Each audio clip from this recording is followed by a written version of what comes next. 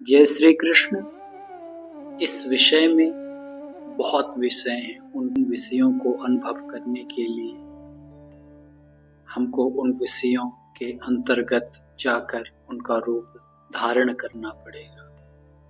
उस रूप को धारण करने के लिए हमको आत्मनिर्भर बनना पड़ेगा। उस आत्मनिर्भरता को प्राप्त करने के लिए हमको मानसिक और आध्यात्मिक रूप से सशक्त होना पड़ेगा।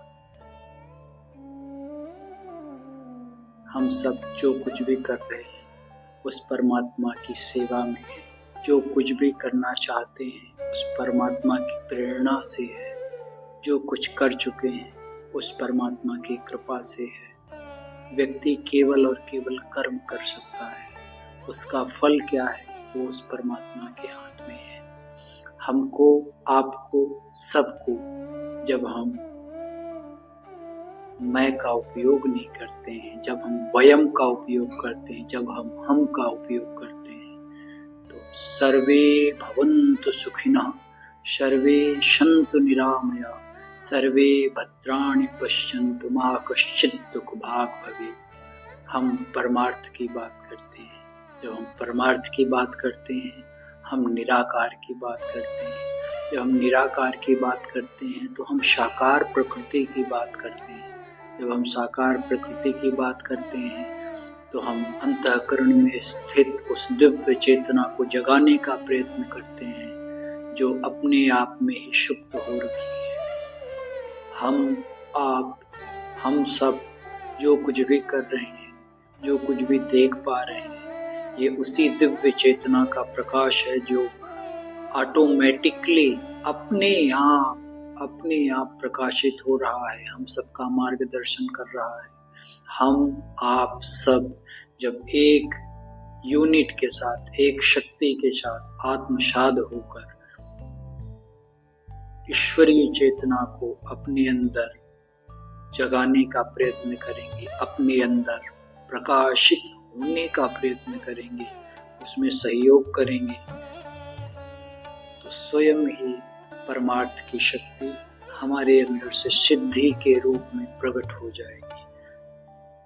निराकार स्वरूप उस परब्रह्म परमात्मा का स्वरूप है जो परब्रह्म स्वरूप बहुत पुराना, बहुत प्राचीन, अजन्मा, अनंत कल्पों, अनंत युगों, अनंत समय से विद्यमान है, जो होकर भी अदृश्य है। उस शक्ति को प्रणाम करके उसी से उत्पन्न हुए साकार प्रकृति में स्थित उस परम चेतना को हम सब प्रणाम करें, उनसे आज्ञा लें, उनका आशीर्वाद लें, उनको अपने जीवन में आराध्य के रूप में, गुरु के रूप में, माँ के रूप में, पिता के रूप में, पत्नी के रूप में, हर एक कण कण में, हर एक अणु में उनको अनुभव करके प्रत्यक्ष से भी ज्यादा विश्वास के साथ उनको अनुभव करके, और इस जगत में जो भी क्रिया करते हैं ये उन्हीं की पूजा होती है, उन्हीं की साधना होती है, उन्हीं की महिमा भी होती है, उन्हीं की कृपा भी होती है, तभी हम कर पा रहे हैं। इतना आसान नहीं होता एक शक्ति से स्वयं को मिला देना और उस शक्ति में स्वयं समा जाना, उस शक्ति को धारण कर लेना अपनी धारणा से, अपने नियम से, अपने तपोबल से। अनंत अनंत जन्मों का पुण्य होता है जब आपको स्वयं का अनुभव हो, स्वयं का स्पर्श हो, स्वयं की अनुभूति हो। ये परम चेतना आपको वहां तक इतनी आसानी से नहीं पहुंचने देगी। मानिए, आप मानिए। मैं बहुत बार सोचता हूँ कि मैं जो वीडियो बना रहा हूँ ये आध्यात्मिक दिशा का वीडियो है, आध्यात्मिक यात्रा का वीडियो है, और मैं तो छोटा बालक हूँ, मूर्ख हूँ। कुछ वर्ष बीते हैं जब मैं अपनी संस्कृत की पढ़ाई और एजुकेशन पूर्ण करके इस पथ पर आया, और इसके बाद जीवन में बहुत सारे पड़ाव आए, बहुत भौतिक, आर्थिक रूप से कमजोरी भी आई। परमात्मा सदैव अपनी शक्ति को अपने प्राणी जन के रूप में भेजकर मेरा मार्ग प्रशस्त करते रहे, मुझे शक्तिमान बनाते रहे, मुझे प्रेरणा देते रहे। आज उन्हीं को अपने अंतःकरण में स्थित करके, उनको प्रणाम करके मैं जो कुछ भी कर रहा हूँ वो सब सही दिशा में कर रहा हूँ, सात्विक रूप में कर रहा हूँ। और मेरी आशा है जितने इन सभी चित्रों वीडियो के माध्यम से अपराध बस, त्रुटि बस, अज्ञानता बस मुझसे कभी कोई अपशब्द या कभी कोई गलत वाक्य, कभी कोई अनकरेक्ट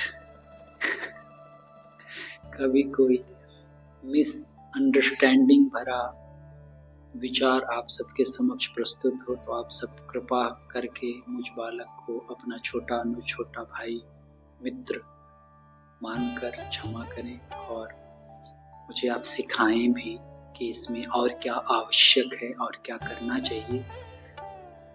मेरे अपने जीवन के जो अनुभव होंगे वो तो मैं निडर भाव से और पूरी शक्ति और भावना दृढ़ता के साथ आप सबके साथ अनुभव करूंगा, साझा करूंगा अपना अनुभव। परंतु जो अन्य महापुरुषों के अनुभव हैं वो सब आपके समक्ष साझा करूंगा।